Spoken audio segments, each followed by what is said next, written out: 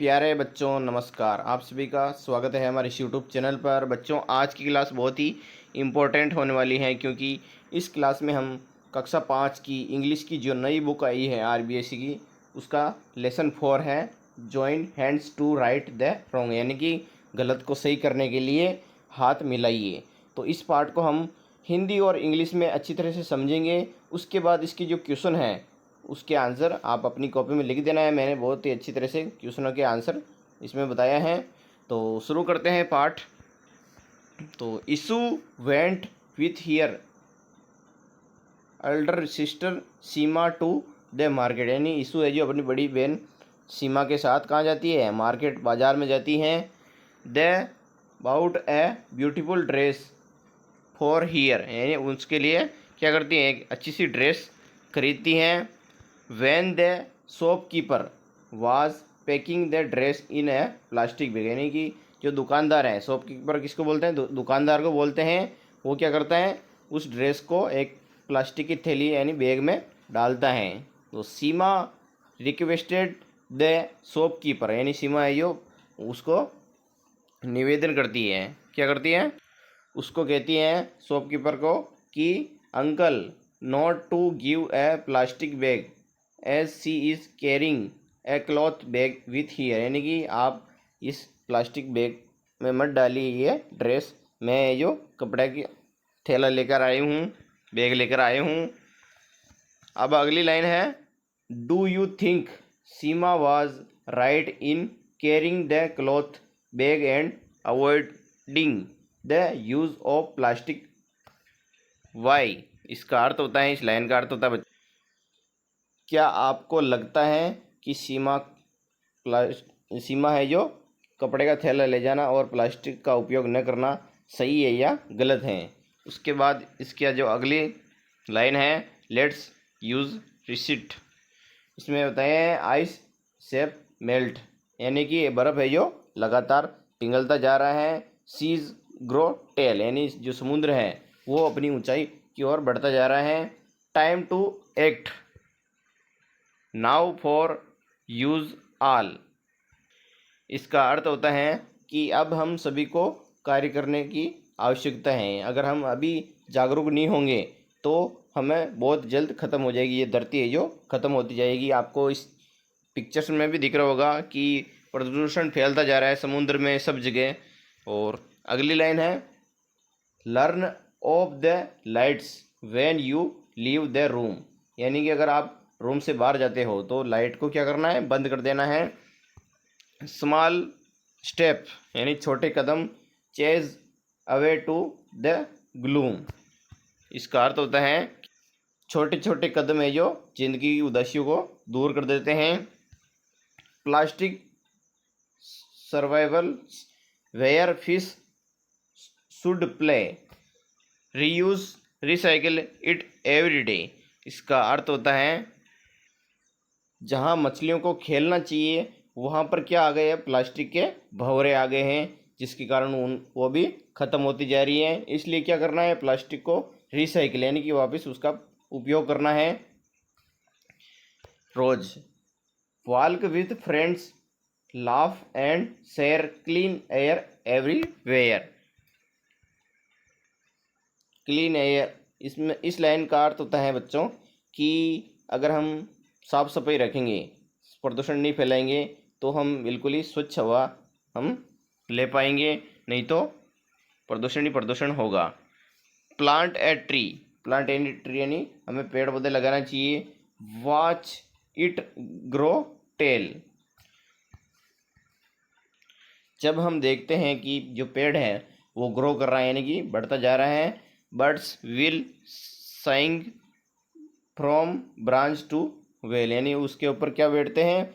जो पक्षी होते हैं वो उसकी शाखाओं पर बैठते हैं। सन एंड वाइंड, यानी सूर्य और हवा, फ्री एंड स्ट्रॉन्ग, यानी कि बिल्कुल मुक्त है, स्ट्रॉन्ग है। Choose earth path right the wrong, पृथ्वी का रास्ता चुने, जो गलत है उसको सही करें। अब हम इसका अगला पेज है, अगली लाइन है बच्चों कि future bright if we all try, यानी कि अगर हम सभी प्रयास करें तो हमारा जो भविष्य है वो उज्जवल होगा। सेव द लैंड यानी कि हम क्या करना चाहिए, the see the sky hand in hand, यानी कि हमें पृथ्वी समुद्र इन सबको क्या करना है, बचाना चाहिए। और हाथ में हाथ अगर मिला कर चलेंगे तो हमारी जो धरती है वो बिल्कुल स्वर्ग जैसी हो जाएगी। We'll sing this song start today where you belong. आज ही वहीं से शुरुआत करें जहां आप अभी हैं। तो ये इसका पार्ट था, यानी कि इस पार्ट में हमें बताया गया है कि हमें क्या नहीं करना चाहिए। एक तो जो प्लास्टिक का उपयोग नहीं करना चाहिए, क्योंकि इससे बहुत ज़्यादा नुकसान हो रहा है हमारे इस पृथ्वी पर। और हमें जब भी कहीं जा रहे हैं, बाज़ार में जा रहे हैं, तो प्लास्टिक का उपयोग न के बराबर करें और कपड़े का थैला ले जाए। और हमें जो समुद्र है या पहाड़ी क्षेत्र है वहाँ पे भी कोई गंदगी नहीं फैलानी चाहिए।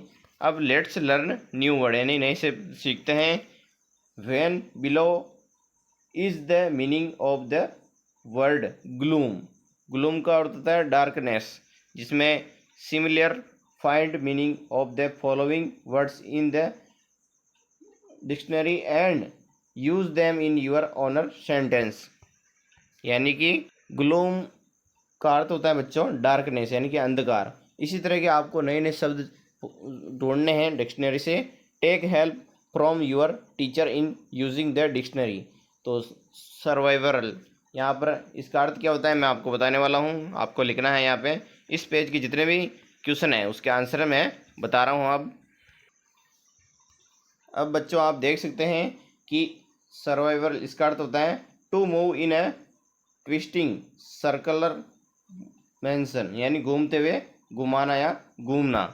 इसका सेंटेंस बनेगा कि the wind made the leaves swirl in the air, यानी हवा ने पत्तों को हवा में घुमा दिया। इसका अर्थ हो जाता है। सेंटेंस क्या लिखना है आपको, ये वाला इंग्लिश वर्ड वाले, हिंदी वाले सिर्फ आपको समझाने का प्रयास है ये।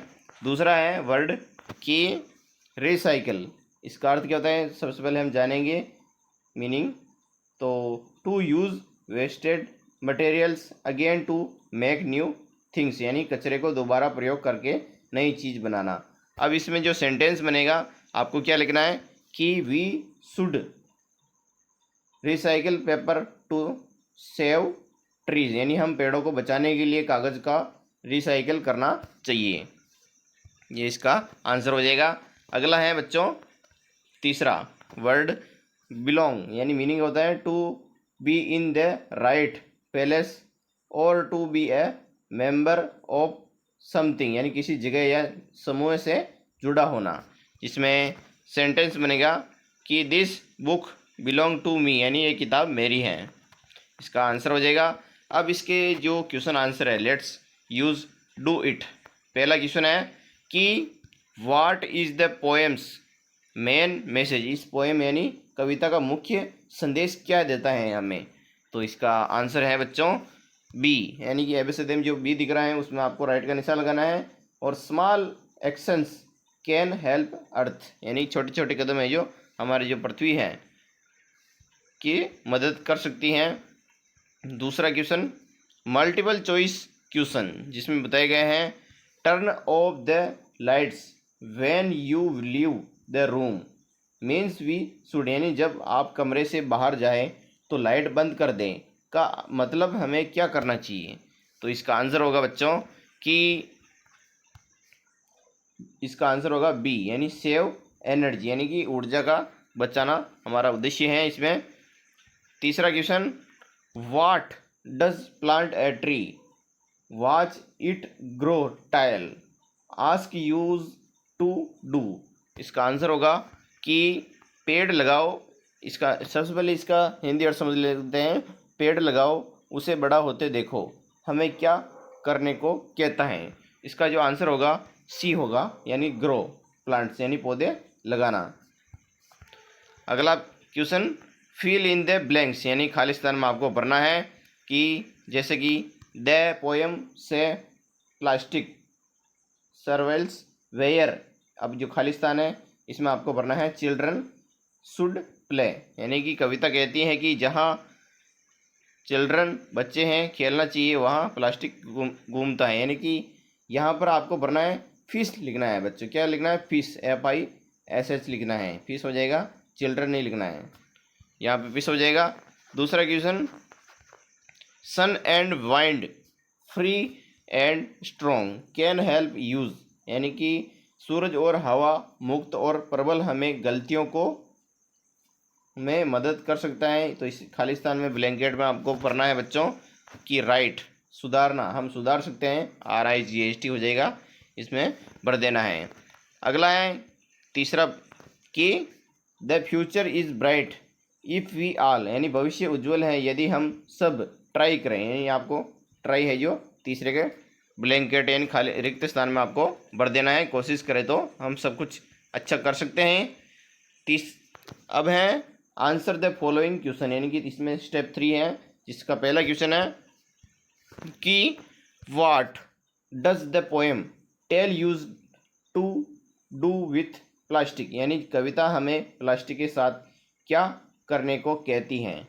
तो इसका आंसर होगा बच्चों कि the poem tells us not to throw plastic in the sea and do to recycle it, यानी कविता हमें बताती है कि समुद्र में प्लास्टिक नहीं फेंकना चाहिए और उसे पुनः प्रयोग रिसाइकिल करना चाहिए, यानी कि वापस प्रयोग करते रहना चाहिए।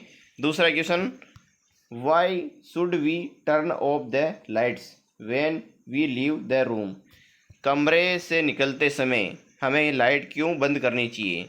तो इसका आंसर होगा कि we should turn off the lights to save electricity and energy, यानी हमें कमरे से निकलते समय बिजली और ऊर्जा बचाने के लिए लाइट बंद कर देनी चाहिए। इसका आंसर हो जाएगा। अब है अगला question number 3, how can student help birds, यानी छात्र पक्षियों की कैसे मदद कर सकते हैं। तो इसका आंसर होगा, आपको आंसर इंग्लिश वाली लिखनी है लाइनें, हिंदी तो सिर्फ आपको समझाने के लिए है। तो इसमें लिखेंगे students can help birds bye given them water and food and bye planting more tree, यानी छात्र पक्षियों की मदद उन्हें पानी और दाना देकर तथा अधिक पेड़ लगाकर कर सकते हैं। इसका आंसर हो जाएगा। अब है क्वेश्चन नंबर 4, जिसमें क्वेश्चन है कि do you reuse anythings at home what, क्या आप घर पर किसी चीज़ का दोबारा उपयोग करते हैं क्या। तो इसका आंसर होगा कि यस वी रीयूज्ड ओल्ड बोतल टू स्टोर वाटर, यानी कि हाँ, हम घर पर पुरानी बोतलों का प्रयोग पानी रखने के लिए करते हैं। इसका आंसर हो जाएगा। अगला है question number 5, what action will you try after reading this poem, यानी इस कविता को पढ़ने के बाद आप कौन सा कार्य करने की कोशिश करेंगे। तो इसका आंसर होगा कि I will try to save electricity and avoid using plastic, यानी मैं बिजली बचाने और प्लास्टिक का प्रयोग न करने की कोशिश करूँगा। इसका आंसर हो जाएगा। अब है स्टेप 4 वाले प्रश्न कि प्लाइंग विथ वर्ड्स, यानी कि पहला क्वेश्चन है इसका कि find the rhyming word pairs from the poem, यानी कविता से तुकांत राइमिंग शब्दों के जोड़े खोजना है। तो इसका आंसर होगा जैसे कि ट्राई का स्काई, सॉन्ग का बिलोंग, सी का ट्री, स्ट्रॉन्ग का रॉन्ग हो जाएगा, यानी कि कोशिश का इसमें हिंदी कोशिश है, आकाश है, गीत है, संबंध है, उसी तरह इसमें बताया गया है। क्वेश्चन नंबर 2 है find the opposite of the following words from the poem, यानी कविता से दिए गए शब्दों के विलोम शब्द हैं। ऑपोजिट वर्ड किसको बोलते हैं? विलोम शब्द को लिखो। जैसे कि इसमें बताया है A turn on the lights, turn off the lights, यानी बत्तियां जलाओ, बत्तियां बुझाओ, इसका ऑपोजिट वर्ड हो जाएगा। दूसरा बी का क्या हो जाएगा? समाल हो जाएगा, बड़ा का छोटा। और सी है डर्टी का क्लीन हो जाएगा। डी है बच्चों शॉर्ट का लॉन्ग हो जाएगा, यानी लंबा।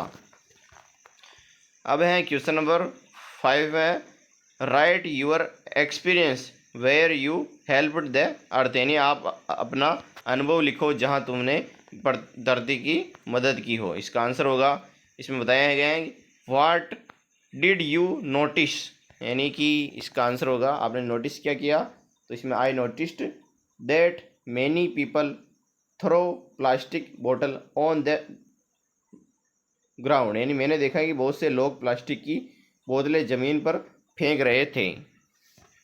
अगला क्वेश्चन इसी का, व्हाट डिड यू थिंक, इसका अर्थ होगा, इसका आंसर होगा कि I thought it makes the earth dirty and harms animal, यानी मैंने सोचा कि इससे धरती गंदी होती है और जानवरों को नुकसान होता है। इसका आंसर हो जाएगा। अगला है question number C, what action did you take, इसका आंसर होगा आई कलेक्टेड द प्लास्टिक बोतल and put them in the dustbin, मैंने प्लास्टिक की बोतलें उठाकर कूड़ेदान में डाल दी। इसका आंसर हो जाएगा। अगला है how do you think it helped the earth, इसमें लिखना है it helped to keep the surrounding clean and safe for everyone, यानी इससे आसपास का वातावरण साफ और सभी के लिए सुरक्षित बना रहता है। धरती के लिए हमने ये प्रयास किया है। अब है अगला वाले प्रश्न, जिसमें work in group and right a straight play on the themes of climate action, यानी जलवायु परिवर्तन विषय पर समय में नाटक लिखना है आपको। तो इसमें लिख सकते हैं कि एक्सप्लेन डायलॉग्स, जिसमें इंग्लिश का होगा friends save trees save water save your earth, यानी दोस्तों पेड़ बचाओ, पानी बचाओ, हमारी धरती बचाओ। अगला question, make a pledged poster for your class on the aims of climate action, है क्लाइमेट एक्शन के लिए अपनी कक्षा का शपथ पोस्टर बनाना है। तो इसमें हम बता सकते हैं कि हम कक्षा 5B के छात्र वादा करते हैं कि इसमें क्या कर सकते हैं। पहला है कि प्लांट मोर ट्री, यानी पेड़ लगाएंगे, ज़्यादा से ज़्यादा पेड़ लगाएंगे। दूसरा है सेव वाटर एंड इलेक्ट्रिसिटी, पानी और बिजली बचाएंगे। तीसरा कीप यूर सराउंडिंग क्लीन, यानी अपने आसपास को साफ रखेंगे। इसका आंसर हो जाएगा। अब है चार्टर चैंप वाले प्रश्न, जिसमें क्वेश्चन नंबर 1 है इमेजिनेशन, यानी कि आप कल्पना कीजिए that you found a time machine and it takes you 50 years back, यानी कि आप 50 साल पीछे चले जाएं। Describe how you would see this face, यानी कल्पना करो कि तुम एक टाइम मशीन मिल गई हो और वह तुम्हें 50 साल पीछे ले जाती हैं, इस समय को कैसे तुम देखोगे। तो इसका आंसर होगा कि if I went 50 years back I would see fewer wheels on the roads, more trees and people living a simple life. There would be no mobile phones or internet. इसका हिंदी अर्थ समझते हैं कि अगर मैं 50 साल पीछे चला जाऊं तो सड़कों पर कम गाड़ियां, ज़्यादा पेड़ और लोग सादा जीवन जीते हुए दिखेंगे। वहाँ न मोबाइल होगा और न ही इंटरनेट होगा। Question number 2, write a letter to your sarpanch, यानी कि आपको एक लेटर लिखना है, एप्लीकेशन लिखनी है जिस सरपंच या म्यूनसिपल या चेयरमैन को, जिसमें mayor requesting him to make a decision on an climate related, यानी कि अपने सरपंच नगरपालिका मेयर को जलवायु से संबंधित किसी निर्णय के लिए पत्र लिखना है। तो हम लिख सकते हैं to the sarpanch village panchayat, respected sir, I request you to take action to stop the cutting of trees in your village. Trees given us oxygen, यानी कि पेड़ हमें ऑक्सीजन देता है, and keep the climate cool. Please plant more trees and make rules to protect them. Thank you your sincerely, और आपका नाम लिख देना है। अगर हम हिंदी में समझते हैं तो लिखेंगे सेवा में सरपंच महोदय, ग्राम पंचायत महोदय, मेरा निवेदन है कि आप हमारे गांव में पेड़ों की कटाई रोकने का निर्णय लें। पेड़ हमें ऑक्सीजन देते हैं और जलवायु को ठंडा रखते हैं। कृपया और पेड़ लगाएं और उन्हें बचाने के लिए हमें नियम बनाएं। इसका आंसर हो जाता है। अब अगले वाले प्रश्न है डावल मयूरी लर्न लैंग्वेज, जिसमें क्वेश्चन नंबर 3 है read the following lines carefully and think about the meaning of underlined word, यानी नीचे दिए गए वाक्यों को ध्यान से पढ़ो और रेखांकित शब्दों का अर्थ समझो। जिसमें पहला है sentence up in the air and over the wall, यानी इंग्लिश मीनिंग होगा इन का प्रयोग होगा in shows positive inside over shows moment action, यानी हिंदी मीनिंग इन किसी चीज़ के अंदर की स्थिति दिखाता है, ओवर है जो किसी चीज़ के ऊपर से गुजरना दिखाता है। क्वेश्चन नंबर सेंटेंस 2 है up in the air so blue, तो इसका इंग्लिश मीनिंग समझेंगे in so behind inside the sky, यानी कि इन यहाँ आसमान के अंदर होना दिखाता है। इनका प्रयोग होगा। तीसरा सेंटेंस है I look down on the garden green, तो यहाँ पर ऑन आप जो खालिस्तान है वहाँ पर ऑन लिखना है। अब है बच्चों अगले वाले प्रश्न कि fill in the blanks with correct prepositions, यानी सही प्रीपोजिशन भरकर वाक्य पूरा करो। तो पहला है कि the swing is between the sweet shop and the entrance, यानी झूला मिठाई की दुकान और प्रवेश द्वार के बीच में है,